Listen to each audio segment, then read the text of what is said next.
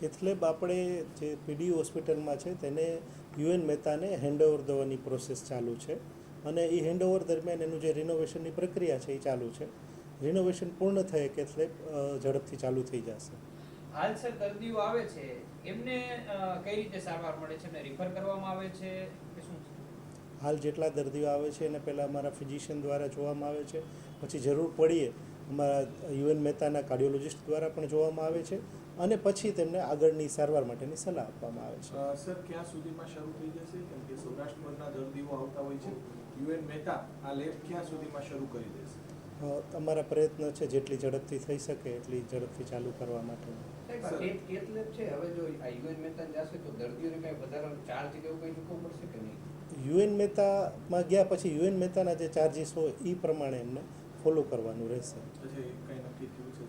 હજી એ વિશે કોઈ ઓફિશિયલ માહિતી ન હોવાથી હું આપી શકીશ નહીં. સાહેબ અંદાજિત કેટલો સમય સુધી આ જે પ્રક્રિયા ચાલશે? કેમ કે અંદર સાધનો કરોડો રૂપિયાના અંદર પડેલા છે. અમે કોશિશ કરીએ છીએ જેટલી ઝડપથી થઈ શકે એટલું ચાલુ કરવાનું. અમને જાણવા મળ્યું છે કે અમદાવાદ દર્દીઓને ધક્કો ખાવો પડે છે. અમદાવાદ ધક્કો ખાવો પડે એના કરતાં પહેલાં તો અમે અહીંયા જોઈએ છીએ દર્દીઓને અમારા ફિઝિશિયન દ્વારા, અહીંના યુએન મહેતાના કાર્ડિયોલોજિસ્ટ દ્વારા, અને ત્યાર પછી જે દર્દીને જરૂર હોય માત્ર ને માત્ર એમને અમદાવાદ ખાતે રિફર કરવામાં આવે છે. કઈ કઈ સારવાર છે આ લેબની અંદર? ટેસ્ટિંગ કયા કયા કરવામાં આવે છે? અત્યારે આપણે સિવિલ હોસ્પિટલમાં અને યુએન મહેતાની અંદર ફિઝિશિયન અને કાર્ડિયોલોજિસ્ટ દ્વારા હૃદયની દરેક તપાસ થાય છે, જેની અંદર ડોપલર, ટીએમટી અને આપણે કાર્ડિયોલોજીની બધાની સુવિધા ચાલુ છે. કયા કયા આધુનિક સાધનો અંદર અવેલેબલ છે? એ વિશે માહિતી અત્યારે મારી પાસે નથી, ક્યાં ક્યાં અવેલેબલ છે ને ક્યાં ક્યાં નથી. જેવી આ કાર્યરત થઈ જશે એટલે હું તમને કહી શકીશ કે અંદર કેટલા કેટલા સાધનો અવેલેબલ થઈ શકશે. દૈનિક કેટલા દર્દીઓ હૃદયની બીમારી લઈને રાજકોટ આવતા હોય છે? હૃદયની બીમારી તો એવું છે કે હૃદયની બીમારીમાં ફિઝિશિયનનો પણ રોલ એટલો જ હોય છે. એટલે જે દર્દીઓને ફિઝિશિયનની જરૂર હોય છે એને આપણે ફિઝિશિયનને જ બતાવીએ છીએ પહેલાં, અને ત્યાર પછી જ એમને યુએન મહેતામાં મોકલીએ છીએ. એટલે દર્દીઓ આવે છે અને પ્રાઇવેટમાં જવું પડે છે કે કોઈ બીજું છે, શું હકીકત છે? અને એની ટેસ્ટિંગ માટેનો કેટલો અંદાજિત ખર્ચ થાય? એ તો બીમારી પ્રમાણે અલગ અલગ હોઈ શકે. જે બીમારી હોય એ પ્રમાણે અલગ અલગ થઈ શકે.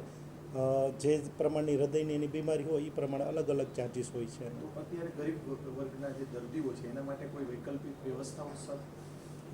અત્યારે જેટલું અહીંયા અમારી પાસે સાધન સુવિધા ઉપલબ્ધ છે એટલી અમે દરેક સારવાર અહીંયા કરીએ છીએ. સર આપણે કાયમી કાર્ડિયોલોજિસ્ટ હૃદયના નિષ્ણાંત તબીબો સિવિલમાં છે કે કેમ?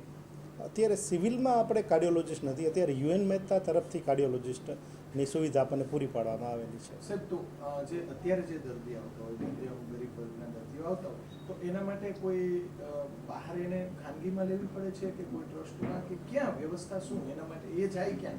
કોઈ હૃદય સંબંધી હોય અને એની પાસે પૈસા પણ ન હોય તો? અમે એને પહેલાં અહીંયા તપાસ કરી અને પછી અમદાવાદ સિવિલ હોસ્પિટલમાં રિફર કરીએ છીએ જરૂર પડીએ. એટલે અમદાવાદ સુધી અત્યારે જવું પડશે પ્રાથમિક થોડાક દિવસ માટે?